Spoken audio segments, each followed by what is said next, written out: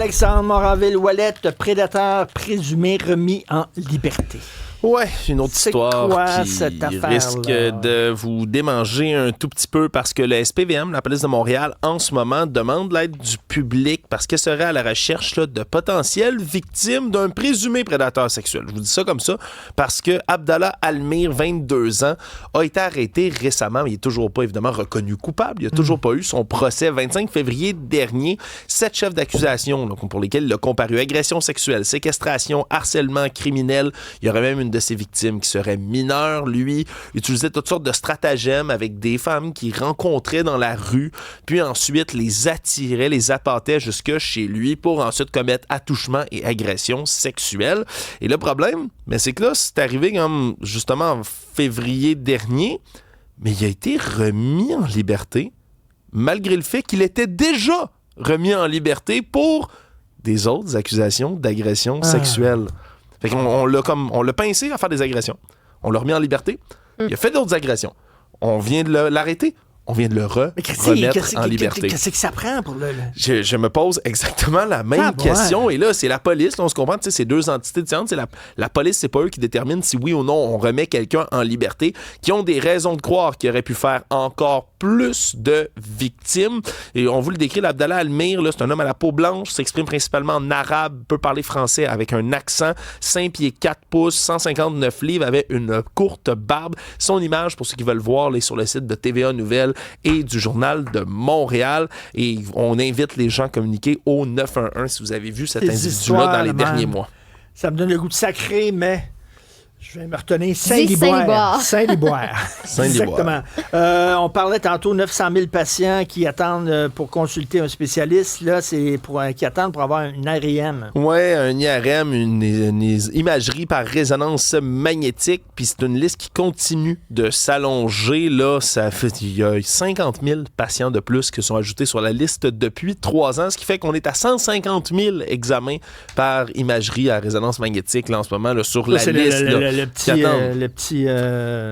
tube dans lequel... Pas très petit par contre, là, c'est quand même extrêmement gros. Moi, j'ai freaké. Oui, hein? T'as pas aimé ça? Quand ils m'ont mis là-dedans, j'ai capoté ma vie. Ouais, faut pas que tu bouges, puis c'est très long, puis il y a énormément de bruit. Moi, je suis claustrophobe, fait que je capotais, puis si tu bouges, il faut qu'il recommence dès le début. Puis il m'avait pas donné un calmant. Te concentrer. Puis j'étais là pendant une demi-heure, mais j'avais l'impression d'être enterré vivant dans cette patente-là. T'as pas l'option de pouvoir écouter de la musique? Oui, mais ça m'aidait pas partout.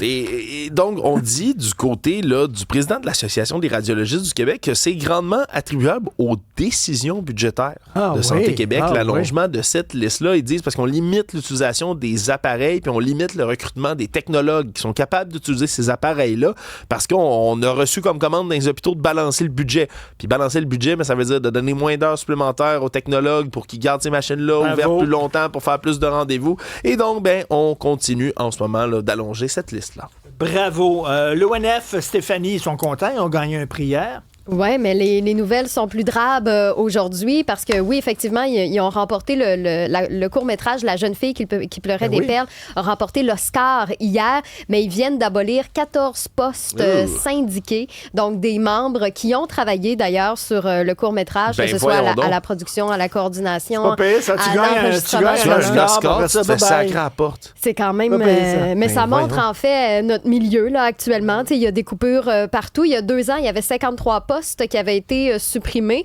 Là, c'est 14 de plus, mais ça s'inscrit justement dans, qu'on appelle ça, l'examen des dépenses qui est demandé par le gouvernement fédéral. Donc, ils viennent d'annoncer ces coupures-là. Toujours, tant qu'à parler des Oscars, je voulais vous montrer la photo qui circule abondamment sur les réseaux sociaux actuellement. C'est une photo, vous allez la voir, là. Ce sont des bancs vides. T'sais, une fois que la cérémonie a été terminée, les lumières sont allumées et la description de la photo, c'est que c'est l'heure du nettoyage. Donc, on a une salle remplie de cochonneries, toutes sortes de déchets qui ont été laissés en dessous des bancs. Et entre autres, ce qu'on voit, c'est que c'est des bouteilles d'eau, des emballages de grignotines aussi. Et sur les réseaux sociaux, on crie à l'hypocrisie climatique. Ça, c'est tous des gens qui vont vous dire « c'est important l'environnement ». Oui, Leonardo DiCaprio qui roule en Toyota Prius, effectivement. Donc là, c'est ça que les gens disent. Elle est où cette énergie-là à vouloir protéger la planète, sauver les montagnes, blablabla. On va garder ça tout propre. L'image a été vue à peu près 4 millions de fois.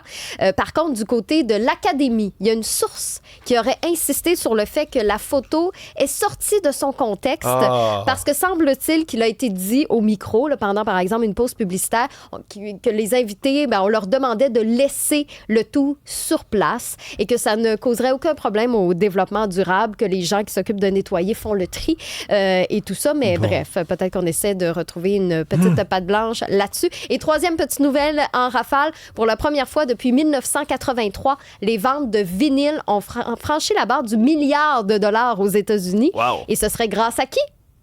Taylor Swift, qu'on le veuille ou non, avec son album The Life of a Showgirl qu'elle a lancé en octobre. L'album, en quelques mois seulement, comme je vous dis, c'est lancé en octobre. 1,6 million d'exemplaires en vinyle qui ont été achetés. Elle surpasse son plus proche concurrent d'1,3 million d'unités. Wow. Donc, c'est pour vous dire à quel point elle est loin devant. Wow. Après la pause, pour être un bon chef cuisinier, est-ce qu'il faut crier et traiter ses employés comme des crotons? On en parle.